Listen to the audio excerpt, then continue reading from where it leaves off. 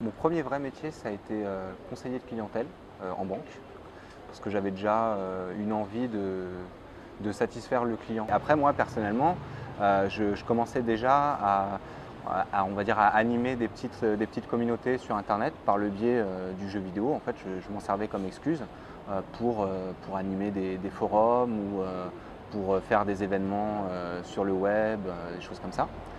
Et en fait, par le biais du jeu vidéo, encore une fois, j'ai découvert le métier du community manager.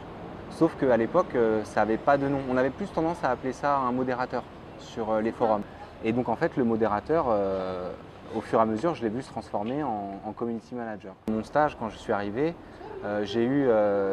ça a été à double face en fait. J'ai eu ce côté où il fallait que je travaille en tant que community manager et j'ai eu l'autre facette de mon travail, c'était d'expliquer ce qu'est le métier de community manager à mes employeurs. Parce qu'on a tendance à résumer le community manager à du Facebook et du Twitter, sauf que c'est pas du tout le cas. En fait, on va dire que Facebook et Twitter, c'est la partie facile, la partie récréative, où on va discuter avec les gens. Mais il y a beaucoup de travail à faire en amont pour en fait savoir ce qu'attendent vraiment les gens. Calaméo, c'est la première plateforme française de numérisation de documents.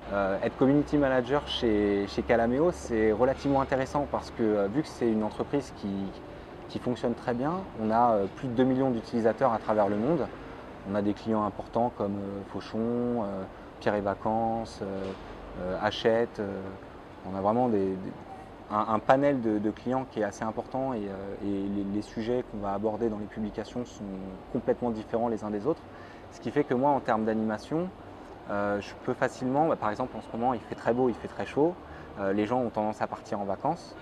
Chez Calaméo, nous on a des publications, des agences de voyage ou alors des destinations. Donc moi ça me permet de mettre en avant ces publications-là.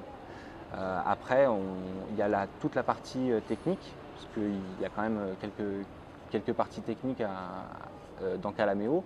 Moi, je vais m'en occuper à travers le blog. Donc, je vais rédiger des articles de blog. Donc, on peut avoir des articles qui sont plus animation, comme ce que je te disais juste avant avec l'histoire des vacances, etc. On peut avoir des articles qui sont plus techniques, à savoir on va expliquer à nos utilisateurs comment optimiser leur PDF pour avoir la qualité maximale, comment intégrer notre API avec leur site web pour interagir avec notre plateforme et leur site web.